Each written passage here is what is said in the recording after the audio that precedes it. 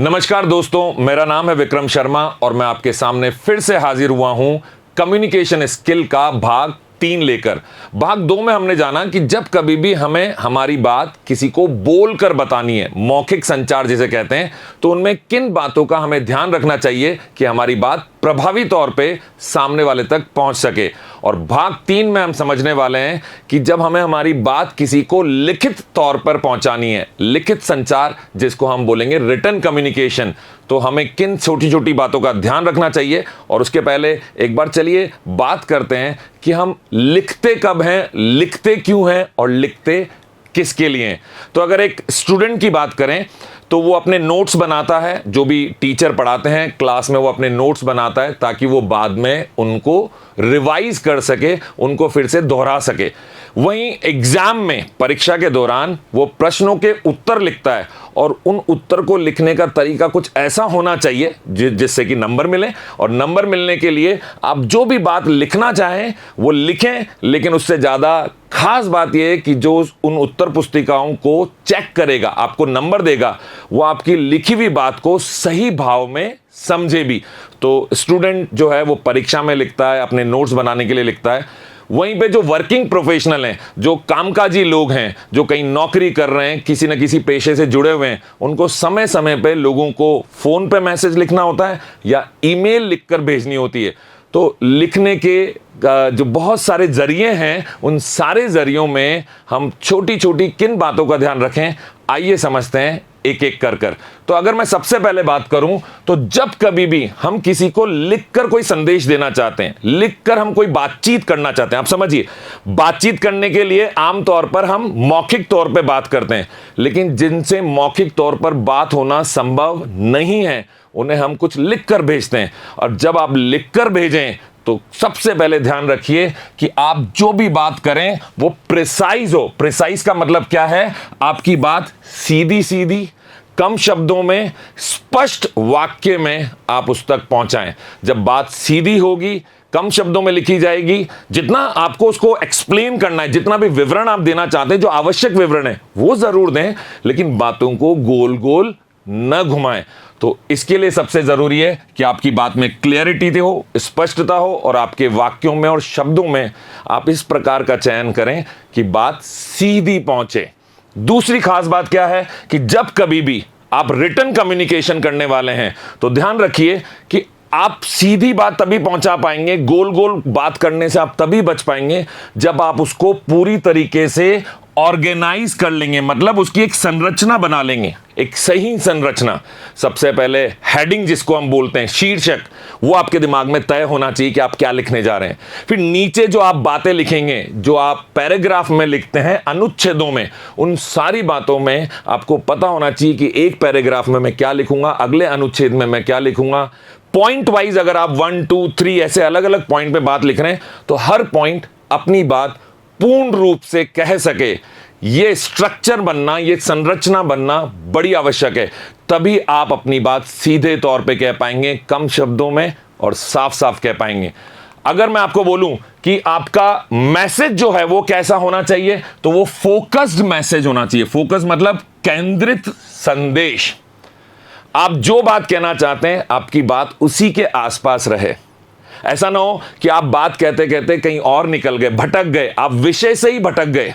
तो जो बात आप सामने तक पहुंचाना चाहते थे, किसी भी अफसर तक पहुंचाना चाहते थे, किसी भी टीचर तक पहुंचाना चाहते थे, किसी भी मित्र तक पहुंचाना चाहते थे, वो बात अगर भटक जाएगी तो वहां सही तरीके से कभी नहीं पहुंच पाएगी। तो अपने जो सब्जेक्ट है आपका, जो भी आपका विषय है, जो भी संदर्भ है, उस संदर्भ के बारे में सोचें और उसी के आसपास ध्यान केंद्रित कर कर लिखें। और जब कभी आपको अपनी बात बहुत अच्छे से समझानी हो तो एक बड़ी खास बात जो मैं जिसका विशेष ध्यान रखता हूं वो क्या है, मैं रिलेवेंट एग्जाम्पल का मतलब क्या है, संदर्भीय उदाहरण। जिस बारे में बात चल रही है उसी से संबंधित कोई सटीक उदाहरण अगर मुझे कहीं से मिलता है तो मैं वो उदाहरण जरूर उस लिखित सूचना में डालता हूं, ताकि सामने वाला, क्योंकि वहां मैं नहीं हूं, आमने सामने नहीं है, तो वो उसके पास अगर कोई सवाल भी होगा तो वो सवाल मुझसे बाद में पूछेगा। जब दो लोग आमने सामने बात करते हैं तो सवाल जवाब तुरंत हो जाता है आमने सामने। जो भी शंका हो, जो भी संदेह हो, वो पूछा जा सकता है और उसका निवारण भी तुरंत हो सकता है। लेकिन जब लिखित तौर पर हम किसी के साथ कम्युनिकेट कर रहे हों तो वहां पे हमें यह ध्यान रखना है कि हमारी बात ना एक बार में ही कम से कम संदेह के साथ सामने वाले तक जरूर पहुंचनी चाहिए। और इसका सबसे बढ़िया तरीका है कि आप एक अच्छा सा उदाहरण लीजिए और उदाहरण के साथ अपनी बात को सामने वाले के सामने रखिए। अब एक चीज होती है जिसको कहते हैं अस्पष्टता। कभी कभी हम हमारी बात तो रखते हैं लेकिन अंत में कुछ ऐसी भावनाएं आती हैं कि अरे भाई कहना क्या चाहते हो, आपकी बात क्लियर क्यों नहीं हो पा रही, आपको मुझसे क्या चाहिए। आपने कभी कभी शायद ये महसूस किया हो कि कोई लेटर या कोई लेख हम ऐसा पढ़ते हैं जिसको पढ़ने में थोड़ी देर तक तो मजा आता है और बाद में सारी बातें कुछ अस्पष्ट हो जाती हैं। वहां पे ये नहीं पता चल पा रहा कि अंततः ये लेखक कहना क्या चाह रहा है। तो हमेशा ध्यान रखें, जब भी आप कुछ लिखें तो इसमें स्पष्टता का होना अति आवश्यक है। फिर एक चीज होती है जिसे बोलते हैं एक्टिव वॉइस। एक्टिव वॉइस मतलब सक्रिय शब्द। अब इसको आप एक उदाहरण से समझिए। मान लीजिए मैं एक ऐसे आदमी के बारे में बताना चाहता हूं जो बहुत ही अच्छा गायक था। अब मैं उसको गोल गोल तरीके से कहूं, एक समय था एक आदमी बहुत अच्छा गाता था और उसके गाने सुनने पे लोग दीवाने हो जाते थे, बहुत पसंद करते थे। इसकी जगह अगर मैं आपको कहूं, एक समय था जब किशोर कुमार के गाने बड़े पसंद किए जाते थे। तो यहां पे ना बात स्पष्ट हो गई और मैंने सक्रिय शब्दों का चयन किया। एक समय जब किशोर कुमार के गानों को पसंद करते थे। तो ये है एक्टिव वॉइस। अगर आप एक्टिव वॉइस में अपनी बात लिखेंगे तो सामने वाले को सही तरीके से स्पष्ट तौर पे आपकी बात समझ में आएगी, उसे क्लियर हो जाएगा कि आप किस संदर्भ में बात कर रहे हैं। अगर आगे बढ़ें तो खास चीज क्या है, ग्रामर जिसको अंग्रेजी में कहते हैं व्याकरण। अब भाई अगर लिखने में आपने कहीं ना कहीं व्याकरण की गलती की तो आपका जो एक इंप्रेशन जिसको हम कहते हैं, जो आपके बारे में सामने वाले की सोच बनेगी उस लेटर को पढ़ने के बाद, उस ईमेल को पढ़ने के बाद, उस चिट्ठी को पढ़ने के बाद या उस उत्तर पुस्तिका को पढ़ने के बाद, उसमें कहीं भी व्याकरण की अगर कमी है तो मान के चलिए वो आपको ना उतना सीरियसली नहीं लेगा, गंभीरता से नहीं लेगा। उसको लगेगा कि आप लापरवाह हैं, कहीं ना कहीं आपने जल्दबाजी में लिख दिया है। अच्छा, एक आध जगह गलती होती तो चल जाती है, लेकिन अगर व्याकरण की गलती जगह जगह पर हो, जहां पूर्ण विराम होना चाहिए, जहां अर्ध विराम होना चाहिए, वहां ये सब गायब हो, तो लिखित सूचना में ये बहुत बड़ी गलती है। इसका विशेष ध्यान रखिएगा। और अगर मैं बोलूं कि सबसे ज्यादा किसका ध्यान रखना है तो उसको बोलते हैं प्रूफ रीडिंग। प्रूफ रीडिंग का मतलब क्या है, जो आपने लिखा, ईमेल लिखा, तो जो सेंड का बटन है, सामने वाले को ईमेल फाइनली आप भेज रहे हैं तो भेजने से पहले उसको 1 से 2 बार कंफर्म कर लें, उसे पढ़ लें, उसे जांच लें, हर तरीके से देख लें कि आपने जो बात कहना चाहिए थी, जो लिखना चाहिए थी, वही लिखी गई है। जिस भाव से आप लिखना चाहते थे, अगर आपने किसी से विरोध जताना है तो उस विरोध का वो भाव वहां दिखना चाहिए। अगर किसी के प्रति प्रेम जताना है तो प्रेम का वो भाव वहां दिखना चाहिए। वो सारे भाव आपकी उस लिखित सूचना में होने चाहिए। अगर आप किसी अखबार के लिए कोई लेख लिख रहे हैं जहां हजारों लाखों लोग उसको पढ़ने वाले हैं, तो आपको ध्यान रखना होगा कि जब अलग अलग उम्र के, अलग अलग तबके के, अलग अलग समाज के लोग इस एक अखबार के लेख को पढ़ेंगे तो उन पे क्या प्रभाव पड़ेगा। तो आपकी भाषा का चयन बहुत सही हो, इसके लिए आपको पूरा लिखने के बाद 1 नहीं 2 नहीं, जब तक आप संतुष्ट नहीं हो जाते तब तक उसकी प्रूफ रीडिंग करिए, उसको ठीक करिए, उसमें जहां कमियां लगती हैं उसको एडिट करिए। एडिट करना समझते ना, उसमें जो भी आपको काट छाट करनी है, जो भी बदलाव करने हैं वो जरूर करिए। प्रूफ रीडिंग के बिना कभी भी कोई रिटन डॉक्यूमेंट, कोई लिखित दस्तावेज कहीं नहीं भेजना चाहिए। आगे मैं आपसे बात करना चाहूंगा कि हम लिख किसे रहे हैं। अब यहां समझिएगा, मान लीजिए मैं फाइनेंशियल लिटरेसी, जिसको सिंपल शब्दों में बोलूं कि मैं पैसे के बारे में बात करना चाहता हूं। 2 अलग अलग समूह हैं। एक समूह है उन लोगों का जो नौकरी कर रहे हैं, तो मैं उनसे जो पैसों से संबंधित बात करूंगा, उन्हें उनकी जो भी कमाई है उस वेतन में से उन्हें कितना खर्च करना है, कितना बचाना है, किस चीज़ के लिए बचाना है, ऐसी कई सारी बातें मैं अपने तरीके से समझाऊंगा। लेकिन वहीं अगर मैं फाइनेंशियल लिटरेसी मतलब पैसों की बातचीत बच्चों के एक समूह से कर रहा हूं, तो मैं उन्हें फिजूल खर्ची, जो छोटी मोटी चीज़ें जो उन्हें ललचाती हैं उनके ऊपर पैसा खर्च करना, ऐसी बातें मैं उनको बताऊंगा। तो बातें पैसे के संबंधित में ही हो रही हैं, लेकिन हम किससे बात कर रहे हैं, हमारा ऑडियंस कौन है, हमारा दर्शक कौन है, हमारा जन समूह कैसा है। अगर हम ये समझ लें हम किसके लिए लिखने जा रहे हैं, जिसे लिख रहे हैं वो एक बड़ा अफसर है, पढ़ा लिखा इंसान है, तो हमारी भाषा कैसी होनी चाहिए ये हम पहले ही सोच लेंगे। तो जिस किसी के लिए भी लिख रहे हैं उसके बारे में सोचिए और फिर उसके अनुसार अपना सारा लेखन आप जमा करिए, उस पर लिखिए, उस पर मेहनत करिए। आगे मैं बात करूंगा फीडबैक की। फीडबैक का मतलब क्या है? प्रतिक्रिया। जब आप लिखेंगे तो सामने वाला कोई ना कोई प्रतिक्रिया हो सकता है आपको न दे, तो मांगिए। जहां पे भी मांगना पॉसिबल है, जहां पे भी हमें ये गुंजाइश दिखती है कि जिसे मैंने चिट्ठी लिखी, जिसे मैंने कोई ईमेल भेजी, जिसे मैंने कोई संदेश मैसेज भेजा, चाहे व्हाट्सएप पे चाहे फोन पे, या मैंने कोई रिटर्न डॉक्यूमेंट एक लिखित दस्तावेज भेजा, उसको मैंने कैसा लिखा, क्या वो सही तरीके से लिखा गया है, क्या उसकी संरचना सही है, क्या शब्दों का उपयोग सही है। अगर मैं किसी तरीके से जिसे भेजा गया है उसके पढ़ने के बाद उसकी प्रतिक्रिया प्राप्त कर सकूं, तो इससे बढ़िया कोई चीज हो ही नहीं सकती। वही हमें सही तरीके से बताएगा कि हमारा लिखा हुआ पढ़ने के बाद उसे कैसा लगा, क्या उसे संदेश पूरी तरह से स्पष्ट तौर पे समझ में आ गया, या उसे शब्दों के चयन में उसे अच्छा लगा, या उसके शब्दों के चयन को वो कहता है कि नहीं मुझे मज़ा नहीं आया। अगर आप ये जान पाएंगे तो जो आपकी लिखने की कला है वो दिन प्रतिदिन और भी ज़्यादा बेहतर होती चली जाएगी, इम्प्रूवाइज होती चली जाएगी। दूसरी चीज़, जब हम लिखते हैं तो लिखने के ना कई प्रकार हैं। हमें डॉक्यूमेंटेशन करना पड़ता है। डॉक्यूमेंटेशन जैसे कोई प्रोग्राम हो रहा है, अब उस प्रोग्राम में पहले क्या किया गया, उसके बाद मुख्य अतिथि आए, मुख्य अतिथि ने किस बारे में बात की, फिर उसके बाद अलग अलग लोगों ने अपनी परफॉर्मेंसेस दी, मतलब उन्होंने वहाँ जाके अपनी प्रतिभा को दिखाया। कुछ रंगारंग कार्यक्रम हुआ, कुछ आप मान लीजिए सांस्कृतिक कार्यक्रम हुआ। तो अगर आपको इन सारी बातों को एक स्कूल के, कॉलेज के, एक संस्था की जो पुस्तिका बनती है, वार्षिक पुस्तिका, उसके लिए लिखना है, तो आपको क्या करना पड़ेगा? डॉक्यूमेंट करना पड़ेगा।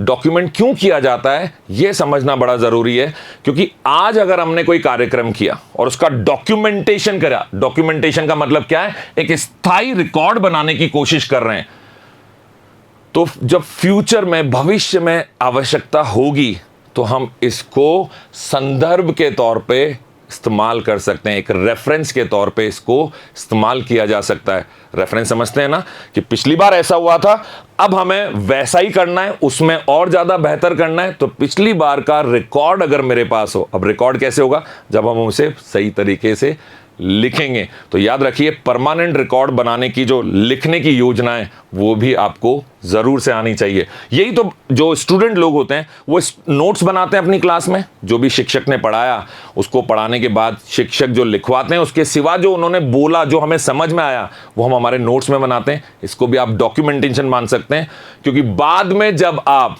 इसका रिवीजन करेंगे, कहीं ना कहीं इसको दोहराएंगे परीक्षा के लिए, तो उस समय आपको ये चीज़ बड़ी मदद आने वाली है।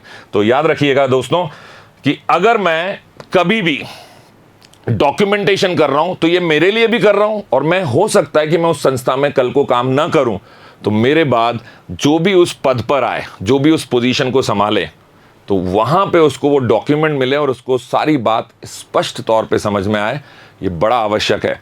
परमानेंट रिकॉर्ड बनाने के पीछे कई तरह के उद्देश्य होते हैं। इनमें कानूनी उद्देश्य हो सकते हैं, रोजगार से संबंधित हमारे कुछ उद्देश्य हो सकते हैं, उपलब्धियों से संबंधित कुछ उद्देश्य हो सकते हैं, जिनके कारण हम परमानेंट रिकॉर्ड बना रहे हैं। तो परमानेंट रिकॉर्ड की खास बात यह कि ये समय तक, लंबे समय तक इसकी दीर्घकालिक महत्ता है। इसको इस्तेमाल किया जाएगा तो आप आज जो लिख रहे हैं वो कल भी काम आएगा, परसों भी देखा जाएगा, और कई सालों बाद भी उसे एक रिकॉर्ड के तौर पे इस्तेमाल किया जाएगा। तो लिखते वक्त विशेष तौर पे ध्यान रखिए कि जो आप आज लिखें वो अगले समय में भी इसी तरीके से समझा जा सके। आगे हम बात करेंगे जब कभी भी हमें कहीं रिटर्न कम्युनिकेशन करना है, तो जैसा मैंने आपको पहले भी बताया था, और जल्दी से, क्योंकि ये उन कुछ पॉइंट्स बार बार मैं दोहराऊंगा, क्योंकि ये पॉइंट्स इतनी ज़्यादा महत्वपूर्ण है कि ये आपके दिमाग में जब तक मैं 10 बार ना डाल दूं तब तक मुझे लगता है कि मेरा उद्देश्य पूरा नहीं होगा। तो सबसे खास बात जो मैं बोलता हूं कि जब भी किसी से कुछ बोलें, तोल मोल के बोल, इसी तरीके से देखभाल के लिख। आपको स्ट्रक्चर्ड मैसेज होना चाहिए, स्ट्रक्चर्ड कम्युनिकेशन होना चाहिए, संदेश को स्पष्ट और व्यवस्थित ढंग से प्रस्तुत करें। उसको पहले कोई बात कह दी, फिर दूसरी बात आ गई, फिर तीसरी बात जो है वो पहली बात से जुड़ रही है।